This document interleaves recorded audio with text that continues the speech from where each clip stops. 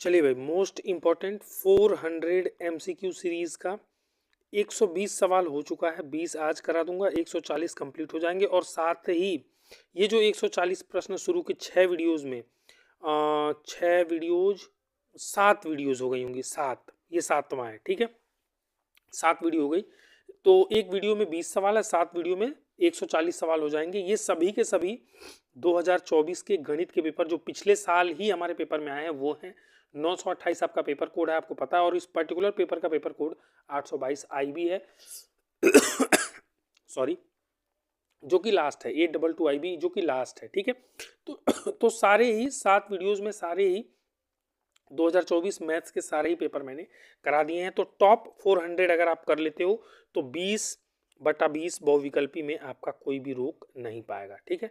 Most important मैं कह रहा हूं, मोस्ट इंपॉर्टेंट है आपका ये वीडियो। अगर आपको 20 में से 20 लाना है 2025 के लिए तो है ही, और आगे भी जो आने वाले ईयर्स में भी ये वीडियो बहुत काम की है। बहुत ही बेहतरीन इसमें मतलब क्वेश्चंस कराए गए हैं, तो आपको ये जरूर से जरूर देखना चाहिए। अगर शुरू की 6 वीडियोस नहीं देखी हैं तो आपको बालेंदु प्रताप सिंह चैनल पे जाना है, प्ले लिस्ट खोल लेना है। प्ले लिस्ट में ऊपर ही मिल जाएगा top 400 MCQs, top 400 MCQs maths ऐसे लिख करके वहाँ से आप चाहो तो उसको क्लिक करोगे तो सारी वीडियोस लाइन से 1 2 3 4 5 क्रम से आपको मिल जाएंगे। चलिए आज की वीडियो शुरू कर लेते हैं। सबसे पहला सवाल देखिएगा। पहला सवाल है हमारा कि यदि 65 और 117 के HCF हाईएस्ट कॉमन फैक्टर, जिसको मौसोपा महत्तम समापवर्तक कहते हो, को 65P - 117 के रूप में व्यक्त किया जाए तो P का मान क्या होगा। तो पहले तो 65 और 117 का HCF यानी कि मौसोपा निकालो। कैसे निकलता है भाई, वो तो आपको कॉमन देखना पड़ता है। हाईएस्ट कॉमन फैक्टर दोनों में कॉमन क्या है, तो 65 को देखो 13 × 5 = 65 लिख सकते हो, और 117 को 13 × 9 = 117, या फिर इसको थोड़ा अच्छे से लिख दो तो 13 × 3 = 39 और 3 × 117, ठीक है। तो मतलब 9 को 3 × 3 में भी तोड़ दिया। अब देखो इसमें और इसमें कॉमन क्या है, 13 कॉमन है, तो इसका हाईएस्ट कॉमन फैक्टर कितना हो गया, 13 हो गया। तो यानी कि वो कह रहा है कि वो इसके बराबर है, तो अब मैं क्या करूंगा, 13 किसके बराबर लिख दूंगा, 65P - 117 के। तो इसको थोड़ा अच्छे से लिखूं तो मैं लिख सकता हूं 65P = 13 धन 117, जोड़ दो तो कितना हो गया 130। तो P बराबर कितना हो गया 130/65, 65 दूनी 130, P का मान आ गया 2। ऑप्शन नंबर बी हो गया करेक्ट। चलिए नेक्स्ट क्वेश्चन पे चलते हैं। क्वेश्चन नंबर 2 पे कह रहा 2 tan 45/1 + tan² 45 का मान होगा। अब इसके लिए तो आपको पता होना चाहिए कि tan 45 डिग्री का मान होता है 1, क्योंकि tan देखो 0 30 45 60 और 90 डिग्री के मान आपको पढ़ाए जाते हैं। 0 1/करड़ी में 3, 1 करड़ी में 3, और ये कितना हो जाता है इनफाइनाइट। याद रिवाइज करा रहा हूं मैं आपको। तो 45 कितना होता है 1 होता है, तो यहाँ पे रखोगे तो 2 × 1 डिवाइडेड बाई 1 + 1 का स्क्वायर कितना हो जाएगा 1। तो 1 और +1 ये हो जाएगा 2, ऊपर भी हो जाएगा 2, 2/2 कट के कितना हो जाएगा 1। तो इसका आंसर हो गया सी, ठीक है। थर्ड क्वेश्चन पे चलते हैं। 15 18 और 24 का लॉसो, ये तो कक्षा 8 का बच्चा भी निकालेगा। 15 18 24 लिखेगा, इसको डिवाइड करेगा, और फिर जो यहाँ डिवाइड करने के बाद जितने भी नंबर आएंगे सबका गुणा कर देगा। आपका होमवर्क है, कक्षा 8 के बच्चे भी कर देंगे, तो बताना कि तीसरे का आंसर इनमें से क्या होगा, ठीक है। मैं नेक्स्ट क्वेश्चन पे चलता हूँ। नेक्स्ट क्वेश्चन पे चलते हैं। चौथा सवाल 148/185, 148/185 का सरलतम रूप है। काट के इसको छोटा करो, काट के इसको छोटा करो। मैं बता रहा हूँ आपसे, गारंटी दे रहा हूँ, बहुत सारे बच्चे तो इसको काट भी नहीं पाएंगे, इसको काट भी नहीं पाएंगे, सच बता रहा हूँ मैं। क्यों, रीजन ये है कि वो बच्चा लोग 2 से काटेगा तो ऊपर वाला कटेगा, नीचे वाला नहीं। 3 से काटेगा तो ना नीचे कटेगा ना ऊपर। 4 से 5 से 6 से 7 से ऐसे तुम काटोगे ना, ये कटेगा ही नहीं, ये कटेगा ही नहीं। और मैं चैलेंज दे रहा हूँ, चैलेंज दे रहा हूँ कि काट के दिखाओ, मुझे सरलतम रूप करके दिखाओ। अगर तुमने कर लिया ना बहुत अच्छी बात है, और नहीं कर पाए ना तो देखो आज एक ट्रिक सिखाता हूँ तुम्हें कि इसका सरलतम रूप कैसे निकाल सकते हो। एक ट्रिक सिखाता हूँ, जब कटे ना कोई भी नंबर तो एक काम कर लिया करो, इसको तोड़ लिया करो। जैसे 148 है ना, इसको तोड़ लिया करो। 2 से 2 सत्ते 14, 2 चौके 8, फिर 2 से 2 तिक्का 6, 2 सत्ते 14, तो 2 × 2 × 37 लिख सकते हो इसको। तो मैं लिख दूंगा 148 को 2 × 2 × 37 और बटे ऐसे ही जो 185 है इसको भी काट लो, 5 से कटेगा, 5 तिक्का 15, 3 18, 5 सत्ते 35, 5 गुणे 37 लिख सकते हो, तो मैं लिख दूंगा 5 गुणे 37। देख रहे हो, यानी कि ये 1 2 3 4 5 6 7 8 9 10 11 12 किसी से नहीं कटेगा, सीधा 37 से जाके कटेगा और तुम कभी काट ही नहीं पाते। सरल इसीलिए करा, सिंपलेस्ट फॉर्म ऑफ इतना, सरलतम रूप इसीलिए निकलवा रहा है। इतना आसान मत समझो, ठीक है, कि सरलतम रूप पूछा है तो हलवा ही देगा। ऐसे आपको लॉसो की मदद लेनी पड़ेगी, ये ट्रिक लगाना पड़ेगा। 37 से 37 कट जाएगा, 2 दूना 4/5, 4/5, यानी कि ऑप्शन नंबर ए इसका जो है वो करेक्ट आंसर यहाँ पे हो जाएगा। ठीक है, देखो जब मेरी वीडियोस में आपका रिवीजन तो होता ही है और साथ में आपको बहुत कुछ सीखने को मिलता है, बहुत सारी अच्छी अच्छी चीज़ें मैं आपको बीच बीच में ऐसे कॉन्सेप्ट्स बताता रहता हूँ। हाँ, हालांकि आप वीडियो को शेयर नहीं कर रहे हो यार, थोड़ा शेयर करो दोस्तों में, जितना ज़्यादा शेयर करोगे ना उतना थोड़ा मुझे पढ़ाने में मजा आएगा। चलिए नेक्स्ट क्वेश्चन की तरफ चलते हैं।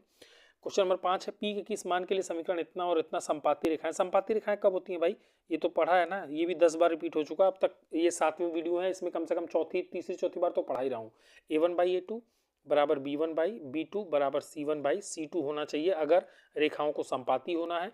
तो यानी कि यहाँ पे एक काम करो, ax plus B Y plus C equals to 0, ax plus B Y, इसको ax ये और -16 बराबर 0 इस फॉर्म में लिखो, a2x plus b2y plus c2 is equals to 0। समझ गए, अब कंपेयर करके बस ये इसमें कंपेयर करके a1/a2 b1/, ये सब लिख दो। तो a1 कितना है 3, यहाँ लिख देता हूँ 3/, a2 कितना है, a2 है 6 तो 6 लिख दिया, बराबर b1 कितना है -1 तो -1 लिख दिया, बटे b2 कितना है, b2 है -p तो -p लिख दिया, बराबर c1 कितना है प्लस का 8 बटे c2 कितना है, c2 माइनस का 16। बात समझ गए। तो अब चाहो तो इन दोनों को एक साथ कंपेयर करके p का मान निकाल लो, चाहो तो इन दोनों को एक साथ कंपेयर करके p का मान निकालो, p का मान सेम ही आएगा। ठीक है, सेम ही आएगा, 3 करने 3 दूना 6, तो यहाँ से अगर माइनस से माइनस भी कट गया तो p बराबर सीधा सीधा मुझे दिख रहा है 2, p बराबर सीधा सीधा मुझे कितना दिख रहा है 2। ठीक है, b1/b2 में ये हो गया और p बराबर कितना आ गया 2 आ गया। ठीक है, कोई दिक्कत। संपाती रेखाओं का एक सेकेंड, संपाती रेखाएं कह रहा है ना, a1/a2 b1/b2 c1/c2 बराबर होनी चाहिए, तो 3/6 और -1 अपॉन ये समथिंग और ये +8 अपॉन 16, 8 करने 8 दूनी 16, ये यानी कि एक तरह से 1/p बराबर हो गया 1/-2। तो यहाँ से तो p का मान -2 आ रहा है, यहाँ से p का मान -2 आ रहा है और यहाँ से p का मान 2 आ रहा है ना। तो मेरे ख्याल से 2 और -2 दोनों ऑप्शन में है ना। p के किस मान के लिए समीकरण इतना संपाती रेखा निरूपित करेंगी, एक मिनट इसमें भी देख लो एक बार, इज इक्वल्स टू 16 लिखा हुआ है ना। देखो अब इस सवाल में ना थोड़ा सा मुझे डाउट हो रहा है, मेरे ख्याल से या तो ये +16 इज इक्वल्स टू 0 होना चाहिए था या फिर ये -8 इज इक्वल्स टू 0 होना चाहिए था। हो सकता है टाइपिंग मिस्टेक इसमें हो या फिर मे बी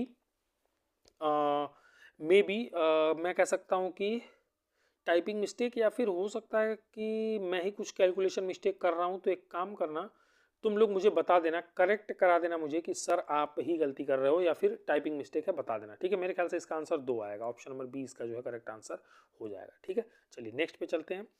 क्वेश्चन नंबर 6 पे कह रहा है, यदि ये और ये द्वारा निरूपित रेखाएं परस्पर समांतर हैं तो p का मान, यहाँ पे भी देखो, यहाँ पे भी इसको थोड़ा अच्छे से लिख लो, 3x plus 2py minus 2 is equals to 0, और ये तो ax plus B Y plus C के फॉर्म में है ही।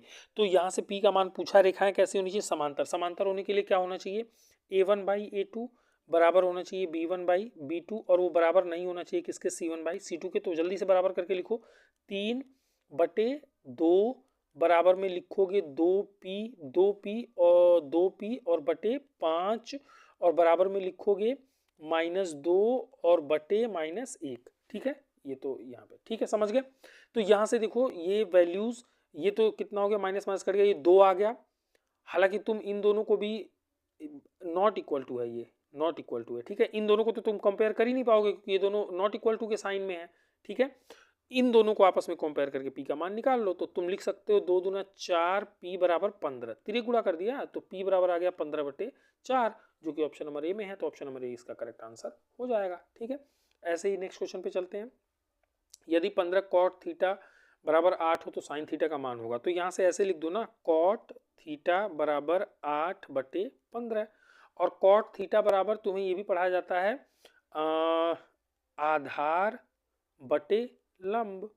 तो यहाँ से आधार की जगह पे 8 हो गया, लंब की जगह पे क्या हो गया 15। तो कर्ण भी निकाल सकते हो, कर्ण का वर्ग बराबर लंब का वर्ग धन आधार का वर्ग। समझ गए कि नहीं? यहाँ से 8 अट्ठे कितना हो गया 64 और 15 15 हो गया प्लस 15 15 हो गया 225। इन दोनों को जोड़ दो तो 5 4 9 6 2 8 289 हो गया। तो 289 किसका वर्गमूल है 17 का। तो यहाँ से कर्ण बराबर कितना आ गया 17 आ गया। समझ गए? कर्ण का वर्ग बराबर ये चल रहा था ना, तो कर्ण बराबर वर्गमूल 17 आ गया, कर्ण 17 आ गया। अब तुमसे साइन थीटा पूछा तो लंब बटे कर्ण होता है, लंब है 15 और बटे कर्ण तुमने निकाल लिया 17। ऑप्शन नंबर डी आपका करेक्ट आंसर हो जाएगा। बस सिंपल है। 8वें पे चलते हैं। ये कह रहा है यदि ए बी सी तथा एक्स वाई जेड दो समरूप त्रिभुज है। चलो दो त्रिभुज मैं बना लेता हूँ। मान लो एक ये है और एक इसी का भैया ये है, दोनों समरूप हैं, एक जैसे हैं। ए बी सी, तो इसका नाम भी मैंने दे दिया ए बी सी, इसका नाम दे दिया सी डी ई। ठीक है, समरूप है। अब ए 75 अंश दिया हुआ है, ए कितना दिया हुआ है 75 अंश दिया हुआ है, और वाई कोण वाई एक्स वाई जेड, अच्छा इसका नाम गलत लिख दिया ना, एक्स वाई और जेड, एक्स वाई और जेड। समझ गए? कोण वाई जो है वो दिया हुआ है कितना, वो दिया हुआ है 57 डिग्री, कोण वाई 57 डिग्री। तो कोण सी का मान पूछा है, ये वाले कोण का मान हमसे पूछा है। तो जब समरूप होते हैं ना तो संगत कोण आपस में बराबर होते हैं। कहने का मतलब ये है कि अगर ये 75 है तो ये भी 75 होगा ऊपर वाला, ये वाला कोण इस वाले कोण के बराबर होगा और ये वाला कोण इस वाले कोण के बराबर होगा। तो मुझे ये तो निकालना ही है, ये 75 पता है, ये कोण बी और कोण वाई, कोण बी और कोण वाई आपस में कैसे होंगे बराबर, क्योंकि समरूप त्रिभुज है। तो 57 डिग्री, ये भी कितना हो जाएगा 57 डिग्री। अब तीनों का अंतः कोण 180 होता है, तो 75 प्लस 57 प्लस कोण सी बराबर होना चाहिए 180। जोड़ दो 7 और 5 12 और 7 और 5 12, फिर 7 5 12 132 प्लस कोण सी बराबर 180। तो कोण सी कितना आ जाएगा 180 माइनस 132, घटा दो तो आ जाएगा आपका मेरे ख्याल से 32 8 40 48 आ जाएगा, 48 2 50 30, हाँ 48 डिग्री आ जाएगा। कोण सी का मान 48 डिग्री। ऑप्शन नंबर बी आपका करेक्ट आंसर हो जाएगा। ठीक है, समरूप त्रिभुज में क्या होता है, संगत जो भुजाएं होती हैं इनका अनुपात आपस में बराबर होता है और संगत कोण भी आपस में कैसे हो जाते हैं, बराबर हो जाते हैं। समरूप त्रिभुज का जो प्रमेय है वो आपको ध्यान रखना पड़ेगा, तभी ये सवाल लगेगा। चलिए नेक्स्ट क्वेश्चन नंबर 9 पे, बिंदु M, ये बिंदु है, मूल बिंदु से दूरी, मूल बिंदु होती है 0,0, तो इससे और इसके बीच की दूरी निकाल दो। कैसे निकलता है, अंडर रूट, चलो x1 माइनस x2 का होल स्क्वायर प्लस y1 यानी कि 4 है, y1 माइनस y2 का होल स्क्वायर। तो ये 3 बचा, 3 त्रिक का 9 और ये 4 में से 0 का 4 चौका 16 और 9 25, करड़ी में 25 का मान कितना निकल के आएगा 5। तो इसका आंसर आ गया ए। मूल बिंदु से दूरी कितनी है 5 है। बस सिंपल है ये वाली। मैं अभी तक मैंने जितने भी पेपर कराए हैं उसमें से सबसे सिंपल पेपर अगर कोई है, सिंपल पेपर अगर कोई है तो वो यही है, ये वाला पेपर सबसे सिंपल है। ठीक है, चलिए 9 नंबर तक का सवाल तो हमने बना लिया है। 10 नंबर पे चलते हैं। इनको मिलाने वाले रेखाखंड के मध्य बिंदु के निर्देशांक, मध्य बिंदु के निर्देशांक कैसे निकलते हैं, x1 प्लस x2 बाई 2 से और y1 प्लस y2 बाई 2 से। तो निकाल दो, -2 और -2 को जोड़ो, अच्छे से लिख देता हूँ, -2 प्लस -2 और डिवाइडेड बाई 2, और ये y1 y2 को जोड़ो यानी कि 6 प्लस 10 और डिवाइडेड बाई 2, है ना। तो ये प्लस माइनस भी माइनस, 2 2 4 यानी कि -4/2, ये हो गया -2 और 10 और 6 16, 16/2, 2 8 16 8, तो -2,8 देख लो, -2,8 ऑप्शन नंबर ए जो है वो आपका करेक्ट आंसर यहाँ पे हो जाएगा। मध्य बिंदु के निर्देशांक निकल गया। 10 क्वेश्चन हो गया है, अगले पे चलते हैं। चलिए क्वेश्चन नंबर 11 देखिएगा, कह रहा है किसी समबाहु त्रिभुज ABC में यदि AD पैरेलल है BC के, यानी कि देखो ये फिगर ये मैंने बनाया है, ये क्वेश्चन में नहीं दिया हुआ, तो मैंने एक ABC बना लिया, समबाहु बनाया है, मतलब कि ये भुजा और ये तीनों भुजाएं आपस में बराबर हैं। उसमें से कह रहा है AD लंबवत है किसके, BC के, मतलब AD एक लंब BC पे डालना है, तो A से D एक लंब मैंने BC पे क्या किया, डाल दिया। तो AD स्क्वायर कह रहा है बराबर होगा, AD का स्क्वायर किसके बराबर होगा ये बताना है। तो देखो पॉइंट की बात इसमें यह है कि अगर ये सम बाहु त्रिभुज है जिसमें तीनों भुजाएं बराबर हैं, तो इसके शीर्ष से यहाँ पे अगर लंब डालोगे ना तो ये सामने वाली भुजा को बराबर बराबर भागों में बांटेगा। कहने का मतलब ये है कि ये वाली BD और ये DC, ये दोनों भुजाएं आपस में कैसी होंगी, बराबर होंगी। ये बात को आपको ध्यान रखना पड़ेगा। हालांकि AD स्क्वायर पूछा है, तो मैं एक काम करता हूँ, अगर ये 90 अंश है ना, तो इस वाले त्रिभुज में ADC में मैं या फिर ADB में मैं पाइथागोरस थ्योरम लगा सकता हूं। तो मैं लगा दूंगा सिंपली, ADC में, तो AD का स्क्वायर प्लस CD का स्क्वायर बराबर AC का स्क्वायर, ये मैं लिख सकता हूँ, कोई दिक्कत नहीं है। मुझे तो AD स्क्वायर चाहिए, तो मैं AD स्क्वायर बराबर क्या लिखूंगा, AC स्क्वायर, और CD को राइट साइड भेजूंगा तो माइनस CD का स्क्वायर लिख दूंगा। अब मुझे देखो AC का स्क्वायर जो है, AC ये रहा ना AC, AC का स्क्वायर, AC का स्क्वायर मुझे अगर CD के फॉर्म में लिखना हो, ध्यान देना, AC का स्क्वायर अगर मुझे CD के फॉर्म में लिखना हो, तो मुझे एक बात तो पता है कि ये जो CD है, यहाँ पे देखो, यहाँ पे देखो, CD है वो हाफ BC है, यानी कि BC का आधा है। और अभी थोड़ी बहुत देर पहले मैंने कहा कि ये समबाहु त्रिभुज है, तो सब आपस में बराबर है, तो BC भी AC के बराबर होगा, तो हाफ AC में लिख सकता हूँ। बात समझ गए? CD और AC में रिलेशन यहां से बना दिया, तो AC बराबर 2CD में लिख सकता हूं। अब AC की जगह पे 2CD में रख दूंगा, तो 2 का स्क्वायर और CD का स्क्वायर AC का स्क्वायर माइनस CD का स्क्वायर तो है ही, तो 4 CD का स्क्वायर माइनस CD के 4 में से 1 CD निकल गया, तो 3 CD का स्क्वायर बच गया। यही आपका आंसर है 3 CD स्क्वायर, यानी कि ऑप्शन नंबर डी जो है वो आपका करेक्ट आंसर हो जाएगा।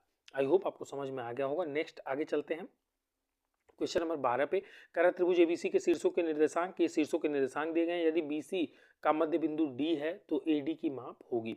यानी कि मुझे क्या करना पड़ेगा, दो त्रिभुज बनाने पड़ेंगे। लेकिन मैं क्या कर रहा हूँ ना, मैं एक काम करता हूँ, मैं एक एक्स एक्सिस और वाई एक्सिस ड्रॉ कर लेता हूँ। नॉर्मली एक्स एक्सिस और वाई एक्सिस ये ओरिजिन है, ठीक है।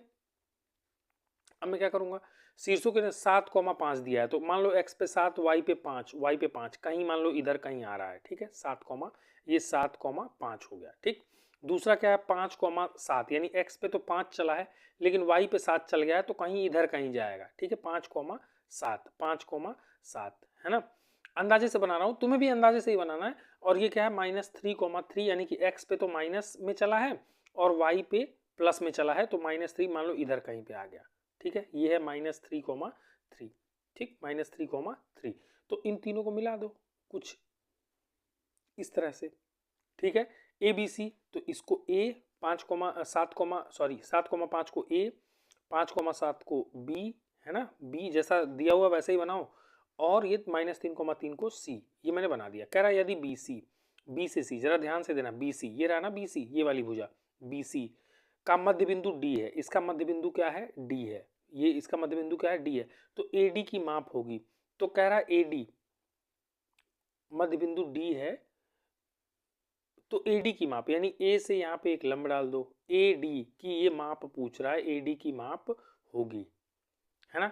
तो AD की माप होगी, AD की माप कैसे निकालोगे भाई, AD की माप होगी, तो एक बात समझो, D जो है वो इन दोनों का मध्य बिंदु है, तो मध्य बिंदु का निर्देशांक कैसे निकलता है, x1 प्लस x2/2, यानी कि 5 प्लस -3, यानी कि 5 -3, यानी कि 2/2, यानी कि 1 आ गया, कॉमा y1 प्लस y2/2, यानी कि 3 और 7, 7 और 3 कितना हो जाएगा, 7 और 3 हो जाएगा 10, और 10 का आधा कितना हो जाएगा 5, तो 1,5 आ गया।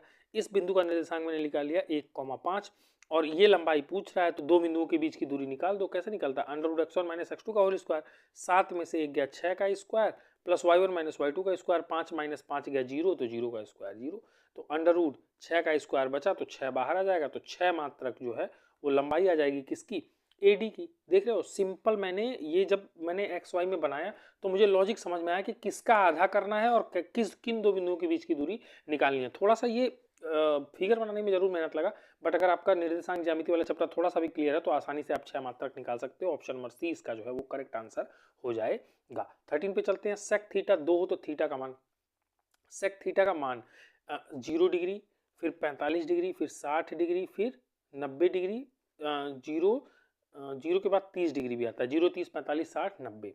यहाँ पे सेक का मान तुम्हें बताना होता है, वो तुमने पढ़ा होगा सेक थीटा का मान, जैसे साइन का पढ़ा होगा ना कि 0, फिर 1/2, फिर 1/√2, है ना। ऐसे ही फिर साइन के बाद कॉस का पढ़ा होगा, ये √3/2 और ये 1 होता है। कॉस का क्या होता है, 1 √3/2, है ना, 1/√2, 1/2 और 0 कॉस का। हालांकि सेक जो है वो कॉस का उल्टा होता है, 1/cos थीटा लिख सकते हो ना, तो इसका उल्टा करो ना तो ये 1 हो जाएगा। इसका उल्टा करोगे तो 2 बटे करड़ी में 2, यानी कि करड़ी में 2 बटे करड़ी में 2 कर दोगे तो 2 करड़ी में 2, यानी कि ये आ गया करड़ी में 2, ठीक है। इसका हो जाएगा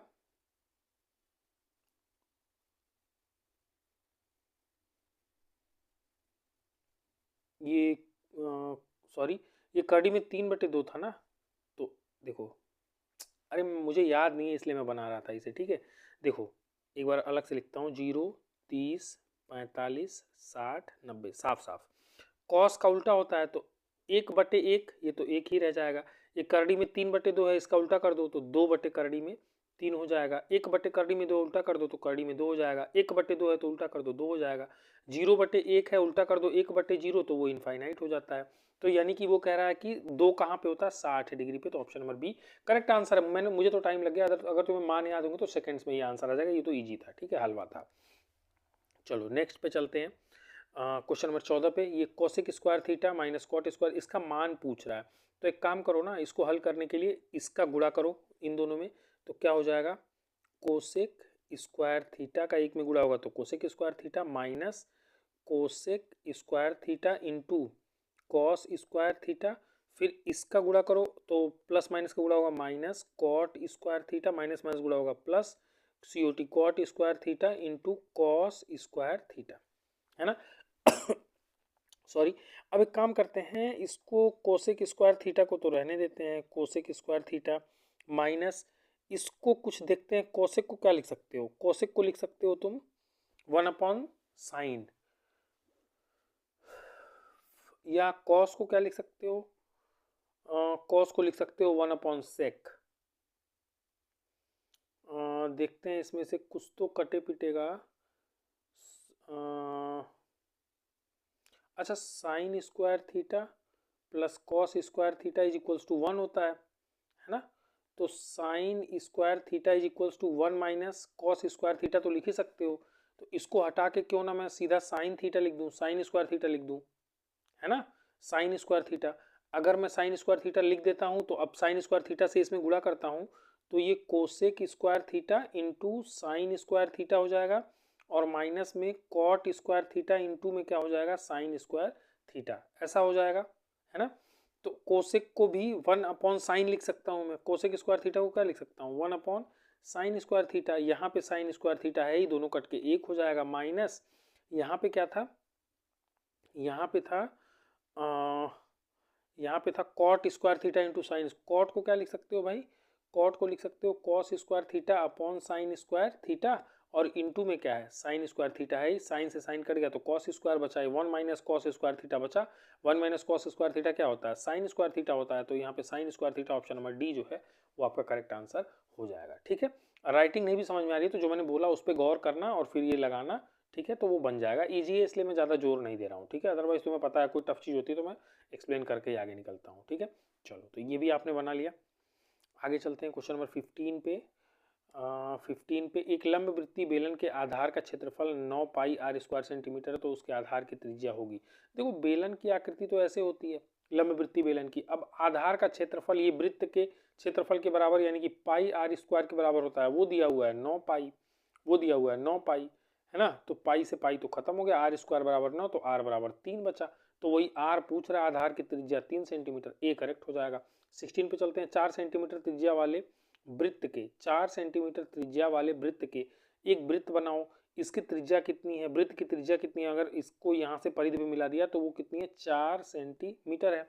तो कह रहा है कि 4 सेंटीमीटर त्रिज्या वाले वृत्त के अंतर्गत खींचे जा सकने वाले, इसके अंदर अंदर में एक वर्ग खींचा है, एक वर्ग। ये चित्र मैंने बनाया है, सवाल तो बस इतना सब पूछा था, एक वर्ग मैंने खींचा है, ठीक है। एक वर्ग खींचे जा सकने वाले वर्ग का क्षेत्रफल होगा, देखो वर्ग का क्षेत्रफल होगा, वर्ग का क्षेत्रफल, वर्ग का क्षेत्रफल बराबर होता है भुजा का वर्ग, वर्ग का क्षेत्रफल होता है भुजा का वर्ग, यानी वर्ग की भुजा निकालनी पड़ेगी। अब हमेशा याद रखो ये जो है, ये हमेशा याद रखना कि अगर एक वृत्त है उसके अंदर कोई एक वर्ग बना है, ठीक है, तो इस वर्ग का ये जो विकर्ण है, ये जो विकर्ण है, ये विकर्ण, चलो इसको तो, इस चित्र को छोड़ो, तुम ये वाली बात हमेशा याद रखो कि अगर तुम्हारे पास एक वर्ग है ना, तो इस वर्ग का जो विकर्ण है, वर्ग का विकर्ण, वो इसके भुजा के करनी में 2 के बराबर हो, करनी में 2 के गुणनफल के बराबर होता है। मतलब कि वर्ग का विकर्ण बराबर करनी में 2 गुणे वर्ग भुजा, करनी में 2 गुणे वर्ग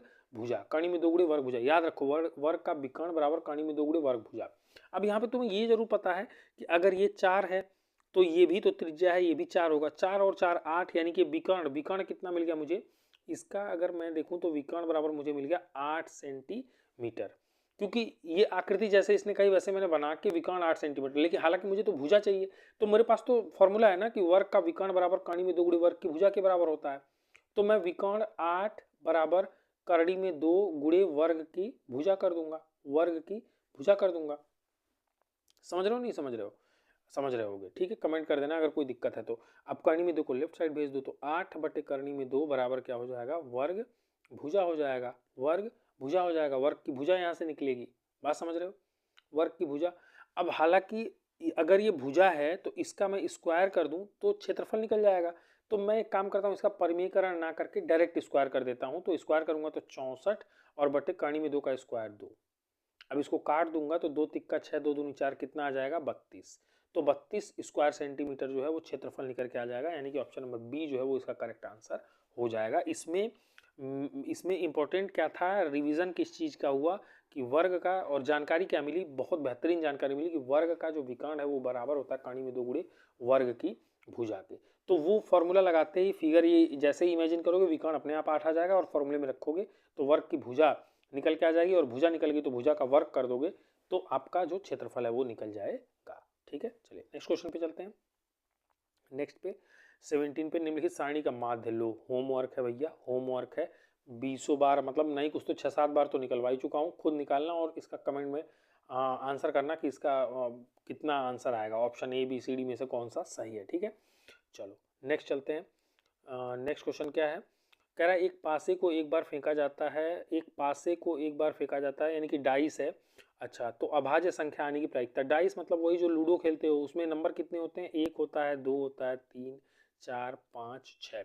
अब तुम्हें जानना है कि अभाज्य संख्या कौन सी होती है। अभाज्य मतलब कि जो खुद से या फिर एक से कटे, तो एक तो एक हो जाएगा, खुद से, मैंने क्या कहा, या तो खुद से कटे या फिर एक से कटे, तो वो कौन सी संख्या होती है, अभाज्य संख्या। तो एक तो एक हो जाएगा, एक और कौन हो जाएगा, 3 हो जाएगा, एक और कौन हो जाएगा, 5 हो जाएगा, 5 हो जाएगा। ठीक है, कह रहा है एक पासे को एक बार फेंका जाता है, एक बार फेंकने से तो अभाज्य संख्या आने की प्रायिकता कितनी है, अभाज्य संख्या आने की प्रायिकता कितनी है, तो एक तो एक हो गया, 3 हो गया, 5 हो गया, क्योंकि 6 का तो 2 तिक्का 6, 2 दूनी 4। हालांकि 2 जो है इसको देखोगे तो 2 भी या तो एक से कटेगा या फिर खुद से कटेगा। ठीक है, इसमें भी कोई इसका वो नहीं है, मतलब गुणनखंड नहीं है, तो ये भी, यानी कि 4 हो गया। कितने अभाज्य संख्याएं हो गई, 1 से 6 के बीच में 4। तो अभाज्य संख्या आने की प्रायिकता, यानी कि फेवर में कितने चांसेस हैं आने के, 4, और कुल 6 में से कुछ भी आ सकता है, तो कुल कितने चांसेस हैं, 6। तो प्रायिकता हो जाएगी अभाज्य संख्या आने की 4/6, 2 दूना 4, 2 तिक्का 6, ये हो जाएगा 2/3। तो ऑप्शन नंबर सी जो है वो आपका बिल्कुल करेक्ट आंसर हो जाएगा। इसमें अभाज्य संख्या आपको पता होनी चाहिए कि क्या होती है।